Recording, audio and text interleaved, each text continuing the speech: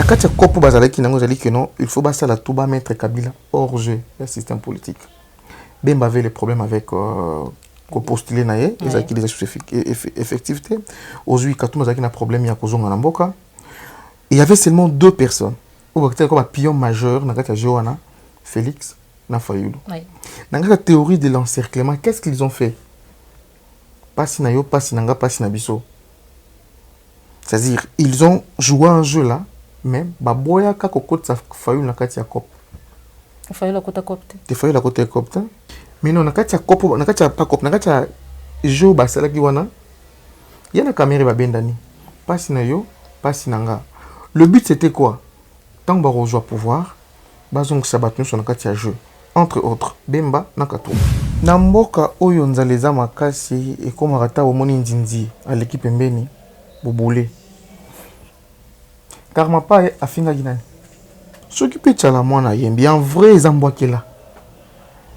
Ezambwakela ti. Soki yo muto ki muta passe. Ndembwakela son temps passe.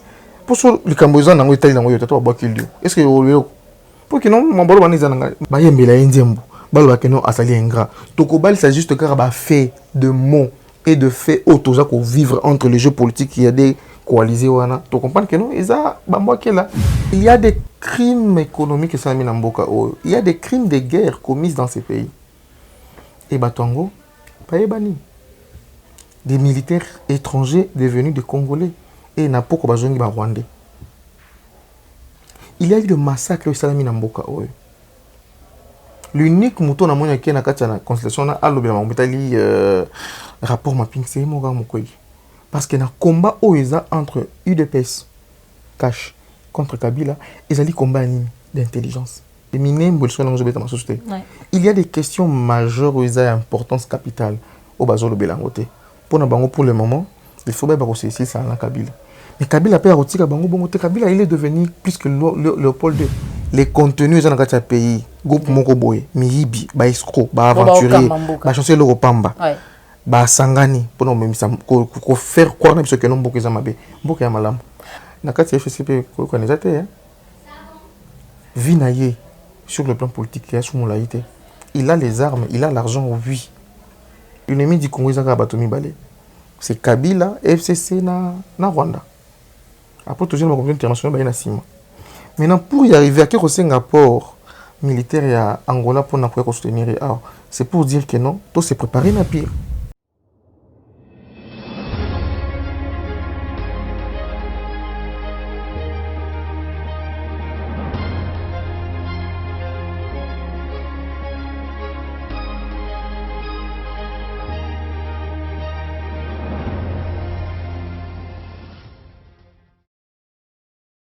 Vous allez belé, vous allez à la chaîne de vérité, vous allez mission vérité de tous côtés, vous allez colanda bichot de partout, vous faites des bossos à bas poste téléviseur, vous faites des téléphone, iPad, vous faites des bossos à ordinateur, pour colanda émission vérité de tous côtés sur la chaîne de vérité www.piclair télévision. Voilà, le lien dans le bagaille où ils ont dit émission vérité de tous côtés dans laquelle n'a pas y de vérité zalaka. Côté que Josh a le kuta vérité à la matin donc là je suis dans la vérité il y a mon azene sengwe yamba mokolo molelo après plusieurs mois ou benga kimingi beaucoup ma kimingi maman Joël Lukela biso ndeko résistance Julio Mutoto peut-être soit naie to banga tekende to misana ko bunda pe ko telema la anti valeur nakata mboka na biso République démocratique du Congo ndé yango na pesi déjà mbote invité nanga Julio Mutoto bonjour. Bonjour maman Joël. Et Salim Mikole Belé surtout. Je me suis fait quand même violence pour que Naya se retrouve les lotos sur la bandeko. Oui. Bah yoka Julio Kala et la pesi bangonyo sombote. Mais bon année pizoya. Tu pesi bambote pour que 2020 ezaki année moko ya pasi mingi. Souci na pizoya ki nzamba songa biso nyonso ndenge to batu so l'émission oyo biso nyonso to kota na 2021 na esengo na kimia.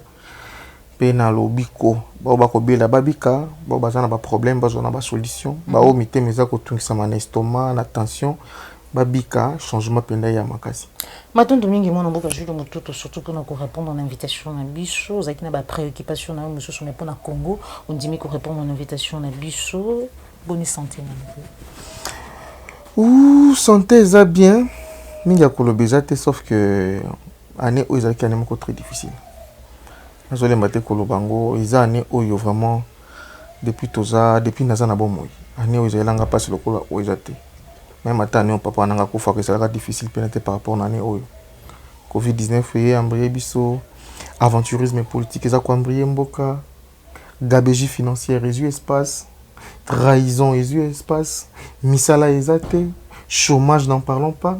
Kadiosha nde Kadiosha, Minduki nde Minduki, dans tout ça, au moins que non, rien ne change. Mais, Nzambo Likolo, wapesi biso pema, moi, oyo, tozanango lelo, topesa kane matondo.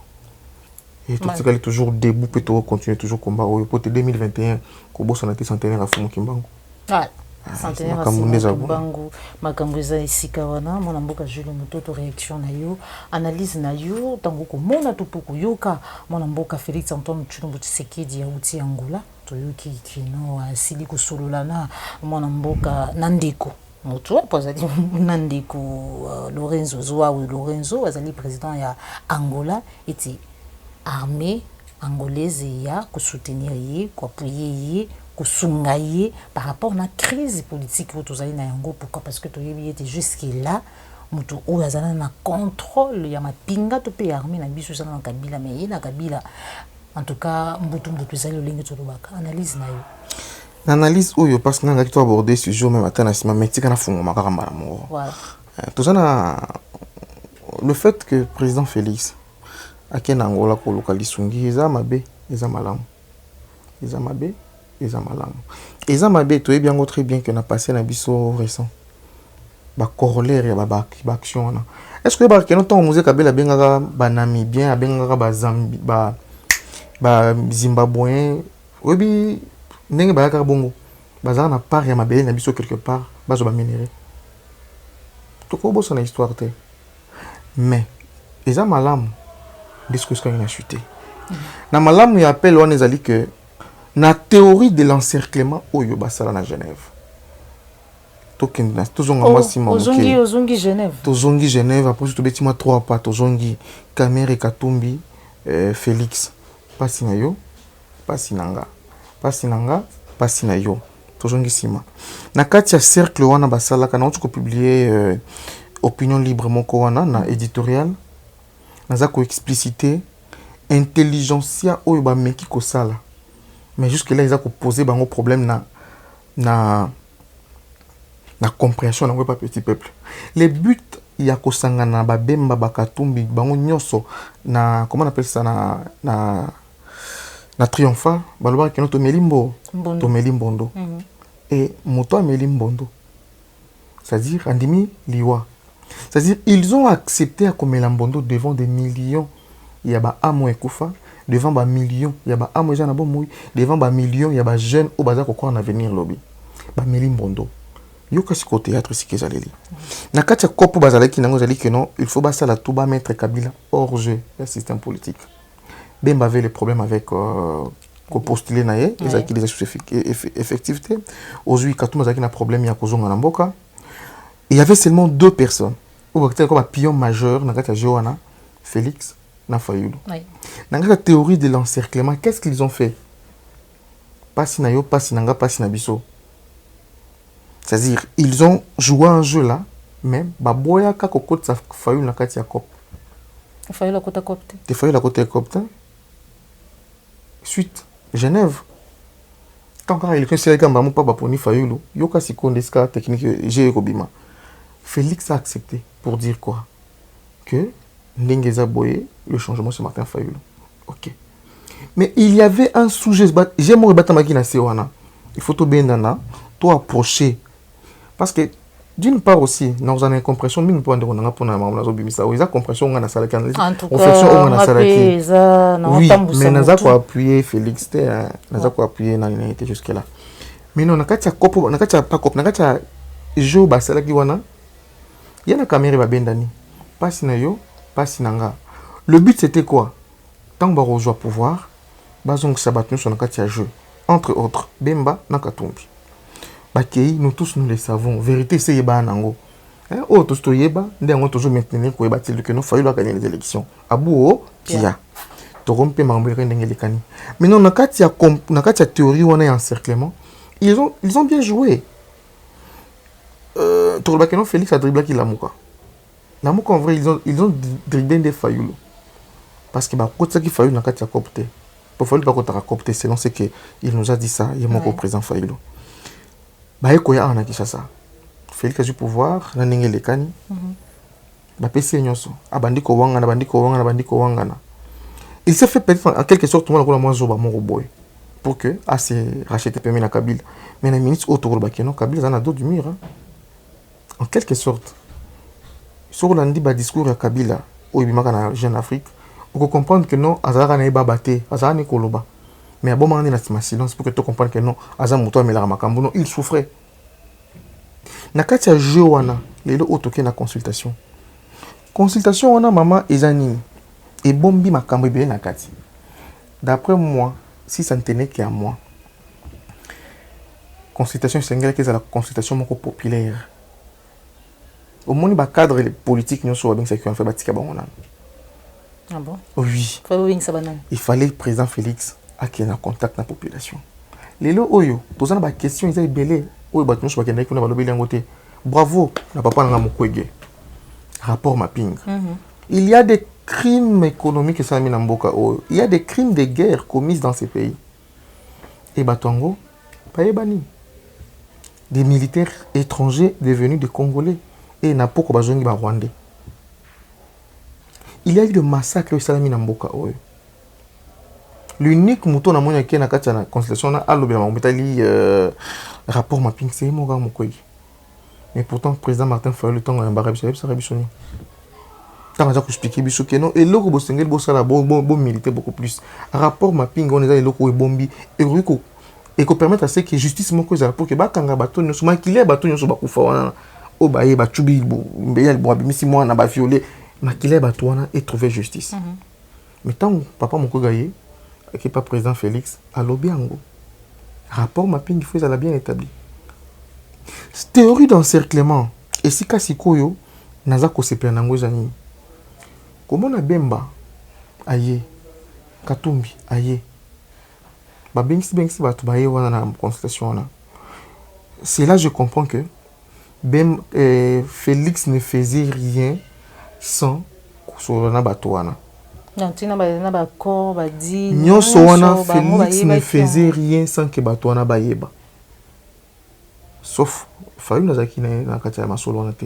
Parce qu'on se souvenir que non président Fayulu alba que non ba benga kaye ya boya ne okindi Kabila benga Fayulu avant appeler ça Félix le pouvoir Fayulu boxe ça bloqué wana c'est pour dire quoi Cop oyo ils a joué bien avant encerclement au besoin qu'il l'idée à ko sala pour na ko tia Kabila Mupandi et marché moi muké bien pour na ba individu au besoin ko entourer Félix. Mais pas la population et marché comment? Toi, $. Passeport, ce que nous avons $, non, ouais. C'est $160. Oh, formulaire, à papier, on a pas $100 sur $99. Alors, bah, frais connex, ANR. Ceux qui ont ça, bah, capture, bah, frais connex, on a $160. Alors, bah, tika ko sabiso. Mais non, et si ka UDPS et soutenir Félix T. Il y a des gens qui réfléchissent à ma casse. Parce qu'il y a un combat entre UDPS, Cash, contre Kabila, et il y a un combat d'intelligence. Pas sinayo, pas sinanga. Caméra zawapi. Or que théorie, on a dit que sa caméra est mouillée. Il y a des parce que caméra, souvent, on a posé aux prisonniers, il y a 20 ans, mais poste na yo qui dire kaba aux alana tikara mbongo pe bi makofuta marana yo qui cop maman malembe la théorie de l'encerclement c'est-à-dire ba sali loko moko pour na bénéficier quand dépôt na bango mais non qu'est-ce que le peuple demande et le au courant to beta sur na ngote mai to beta sur na ngote minembo sur na ngote beta société il y a des questions majeures et d'importance capitale au bazolo belangote pour na bango pour le moment. Il faut bien que c'est ça dans Kabila. Mais Kabila a Kabila il est devenu plus que Léopold II. l'unique Congolais na histoire. Bon, l'unique Moutou. Congolais entre parenthèses. L'unique Moutou. Na Congo, où a fait le roi Léopold II. C'est Joseph Kabila. Il touche 700 000 $ le mois. Je veux dire que j'ai un budget au moins à 8 millions 600 quelque chose mille $. Ou à Simbara par an. Ça prouve à suffisance que Lélo Kabila comme homme fort. Mais Kabila, il faut comprendre que nous-mêmes, na kati FCP, Vinaye, sur le plan politique, il a les armes, il a l'argent, oui. Au monde, il y a des gens qui gaz. Babandi ko expérimenter opposition. Bagage obiso to inala ba on ba inale yango. Par là, qu'est-ce que je vais nous faire comprendre? On a vu qu'il y a des gens qui comprendre nga malamu te na makambo nga na kimbeko comme un éditorial. Na Italie théorie de l'encerclement. Mais non, la minute oyo c'est d'abord l'unité ni fusingeli éprimé. Ce qui toza uni, les mal avec Félix. Bon, il joue un peu bien. Hermoko zana ba Rwandais. Hermoko zana on n'arrive même pas à comprendre parce que l'ennemi à Congo, ce n'est pas Félix. L'ennemi du Congo, c'est Kabila, FCC, na Rwanda. Après, toujours la communauté internationale, il y a maintenant, pour y arriver, à quel Singapour militaire et à Angola pour soutenir, c'est pour dire que non, tout s'est préparé à pire. Donc, comme il disait, c'est lui qui veut la paix, prépare la guerre. Mais la guerre, d'abord, il faut déclenchement et ça, la révolution. Et ce déclenchement ne peut que se faire. Il faut qu'on balise ça. Nous allons la population, nous allons combat. Il y a Félix.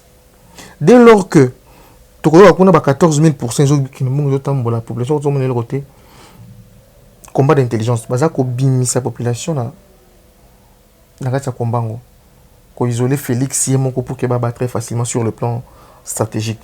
Mais non, nous avons étalé le Congolais. Diaspora, au biso ba taliban, au biso ba pakistanais, au biso ba résistant. Les campements belé basa nango ma sécurité mutako taka te libanda ka ya ko elisa mama no ka boité. C'est notre terre. Na théorie on va ko employer wana. Soki ko zala malon pour na biso peuple. Tout ko kota na kati. Mais tant que tout le monde a pas clarté na théorie na bango encerclement na bango contre Kabila wana, on ne peut pas s'y mettre. Voilà.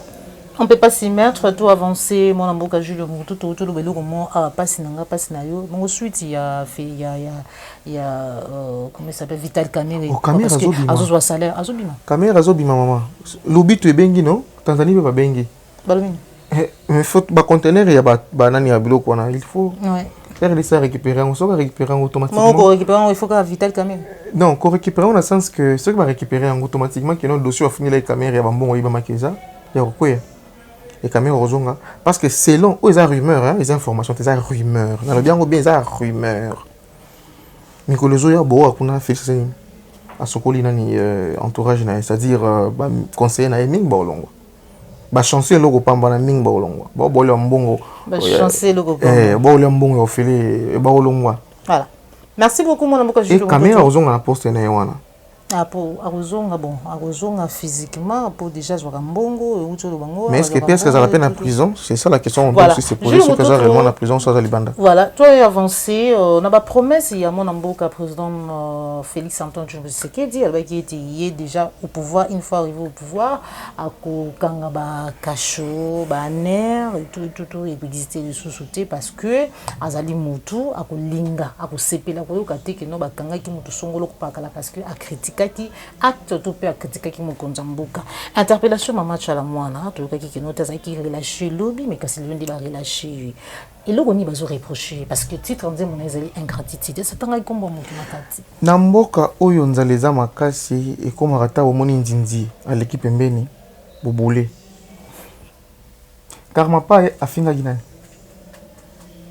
quand on parle bien de que non maman yemo ils ont pas condition à bien moi comme tanga maki maman yemo ils ont centre hospitalier à monene mboka na biso oyo ce que ta mutabeli atana kingasani boke boke moi pina maman parce qu'il y a des médecins à makasi mais kendo kuta état ya maman yango za nini moi j'ai perdu ma tante à Bokolanga akufa ndeni na 2018 2017 2018 akufa ndeni ngana ke ba benda ngama kila pour que sombi makila mais faut na to pesa so pe makila so tikala wana kana ezubiso 4 heures du temps pour que ça la transaction wana et mutu pe na kuna seni akufi nde hôpital ya robela to mama ce sont des anti-valeurs s'occuper de la mwana yembi en vrai ezambwakela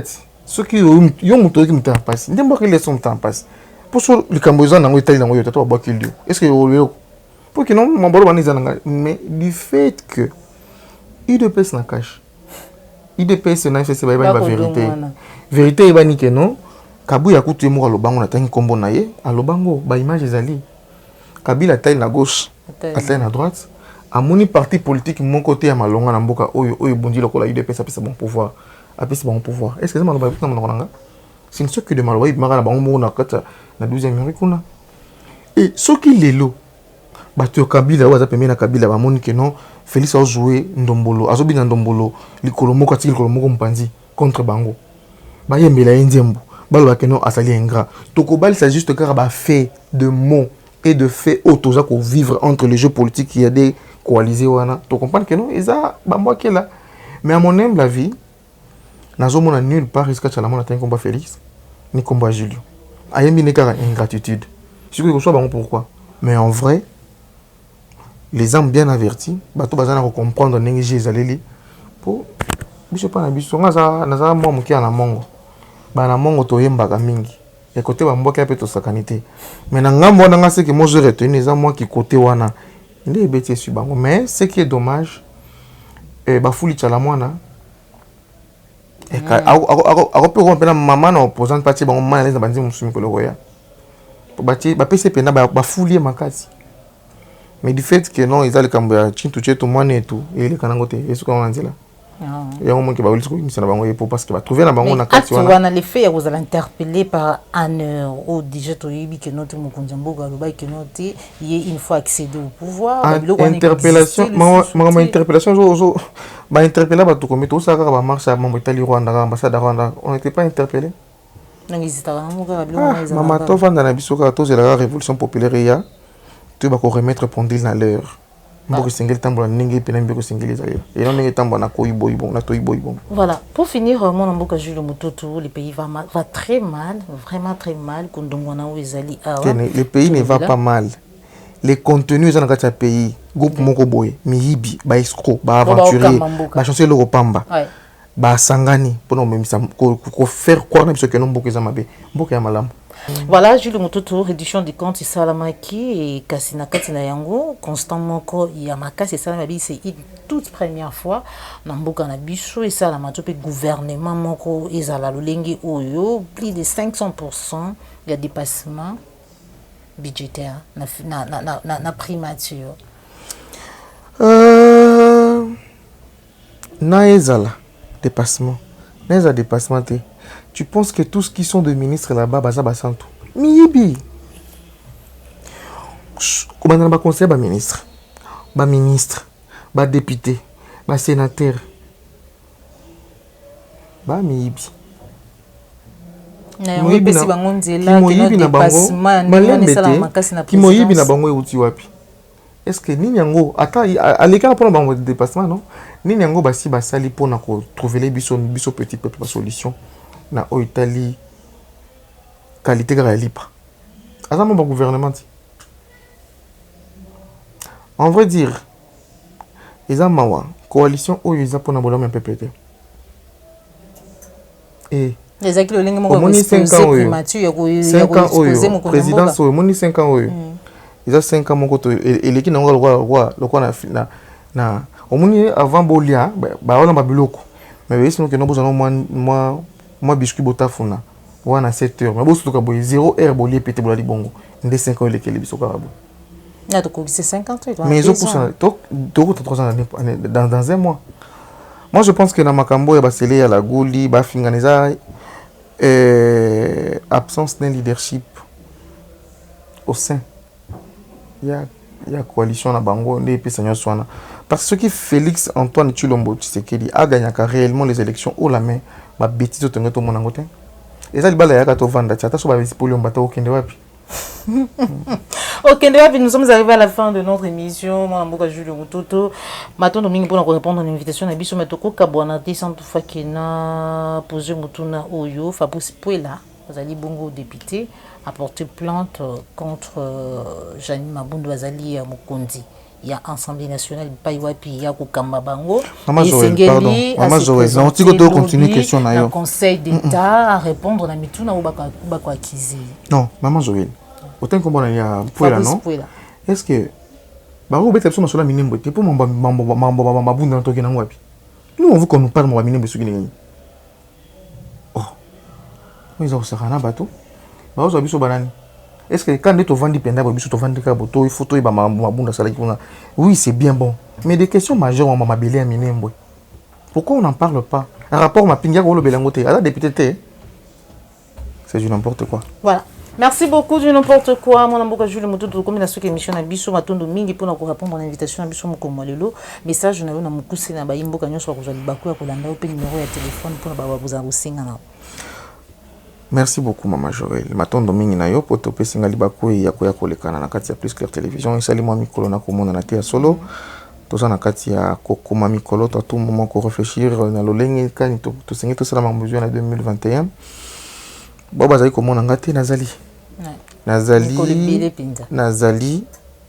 Nazali toujours bondana malembe.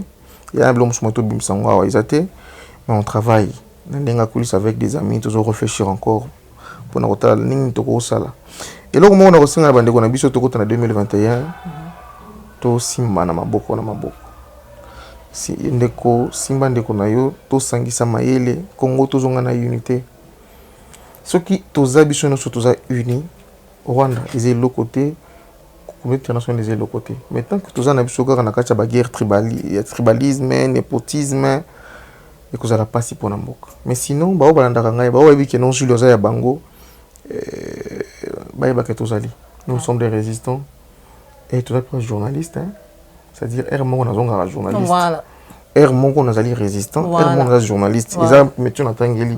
S'il faut simbi ça muta pas perdre micro, no retire micro mais tout non ya kozanda ko yebate. Voilà. So na kutana mutaka za kozami parce que depuis tout on va résistant, ba porte monsieur sanimi et quand ngami na biso. On essaie de un peu la moins large pour na koluka ko yeba qu'est-ce qui se trame na bato na mususu. Faut qu'on approcher l'ennemi na yo pour comprendre. Pas quoi approcher dans l'essence. Il y a encore bololé na été. Quoi approcher dans l'essence, c'est quoi oh yiba maël les kana kuna.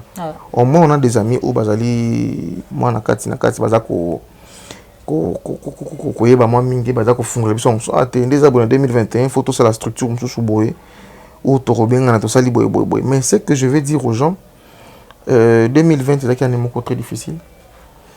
Et to bosana mabe to sani entre nous.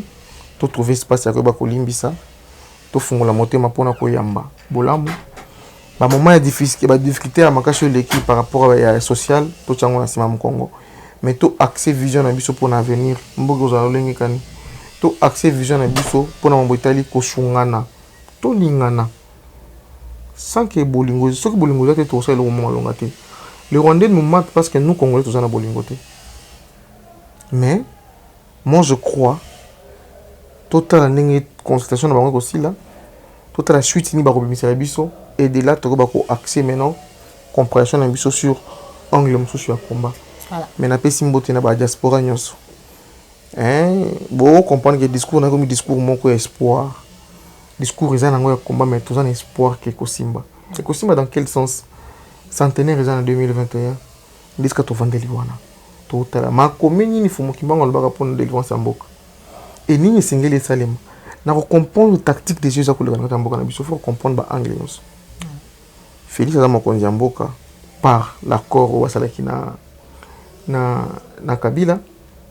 Fayulu aza le président élu aux populations ndimaki mais a PC pouvoir na été consultation eza ko salema population za ko yanzala diaspora na biso tozala ko panzana tango ta bloc nyonso na hermo photo vandi to trouver espace moko boya koza na pardon entre nous to se décider que non bon to marcher voilà. Merci beaucoup. Numéro de téléphone, on peut citer. Hein. Ah, on les a hymne national, hein, 89 79 283. Maloba, on a lobby. Ce qui est RT, la sensibilité, mon sous obligé que bato ba comprendre le sens wana, mais moi je parle en termes à cause de la citoyen na kota linga mozo kendele toujours que ma perdant parce que toujours encore approcher réalité té il faut tous zala na rendez-vous à histoire et toi affronter histoire en gros pour que lobby na biso ba avec ba veillant soldat ba veillant combattant ba veillant résistant. Voilà, numéro de téléphone on peut citer aussi 89 79 283. Voilà. Donc, insister numéro de téléphone pour nous. Maman Joël, papa Julien, le qui boye, le numéro de téléphone, il y a pour la sur WhatsApp, à peine normal, bobinga. Merci pour Paul Ayombe. Vous avez qui ma caméra, merci, na cordon, puis ma frico, merci, na Christian. Vous pas le référendum autorité morale depuis Paris. Merci, na Bakongoma, Nyon, sur le besoin qui va pour Yagolana Biso, papa Alphonse Sala depuis Italie, papa Simon Biancon, de Dominique Sanal, papa Laurent. Vous avez qui vraiment ébélé, sans oublier papa Edgar Ouamba. Vous avez vraiment ébélé, Boulanda qui Joël Kombi. On se retrouve pour un prochain numéro, toujours c'est la chambre de vérité. Au revoir.